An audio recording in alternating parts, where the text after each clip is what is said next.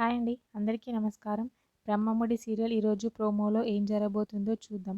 స్వప్న వాళ్ళ కూతురిది అయితే బారసాల ఫంక్షన్ జరుగుతూ ఉంటుంది.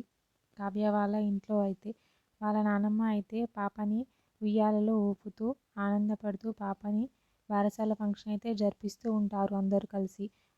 రాజ్ వాళ్ళ ఇంటి ముందు అయితే ఒక కారు వచ్చి ఆగుతుంది. వెంటనే ఇంట్లోకి అయితే అనామిక వస్తుంది. తెలుగు సినిమా శుభం కార్డు కోసం ఎదురు చూస్తున్నట్టు అందరూ ఒకే దగ్గర ఉన్నారే, భలే ఉన్నారు అని చెప్పి అంటూ ఉంటుంది అనామిక అయితే. వెంటనే అక్కడే ఉన్న కనకం అయితే అసలు నేనెవరు రమ్మన్నారు ఈ ఫంక్షన్కి, అసలు ఇక్కడ నుంచి వెళ్ళిపో అని చెప్పి అంటూ ఉంటుంది. వెంటనే అనామిక, ఇక్కడ ఉన్న అమాయకులను మేలుకొల్పడానికే వచ్చాను నేను, అసలు నిజాన్ని బయట పెట్టడానికే వచ్చాను అని చెప్పి అయితే అనామిక అంటూ ఉంటుంది.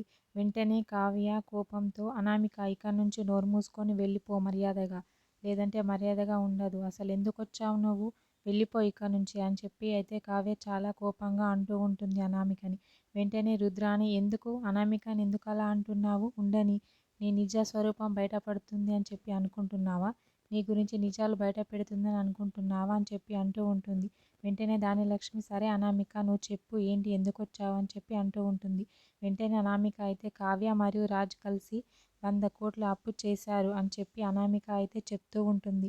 ఇంట్లో వాళ్ళందరూ అనామిక మాటలకైతే చాలా షాక్ అవుతూ ఉంటారు. కావ్య అయితే ఒక్కసారిగా చాలా షాక్ అవుతూ ఉంటుంది అనామిక మాటలకి.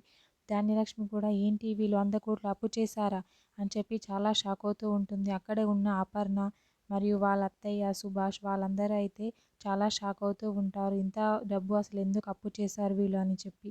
మరి ఏం జరుగుతుంది ఏంటి అనేది నెక్స్ట్ ఎపిసోడ్లో చూద్దాం. ఓకే, థ్యాంక్ యూ అండి. నా ఛానల్ని సబ్స్క్రైబ్ అండ్ లైక్ చేయండి ప్లీజ్.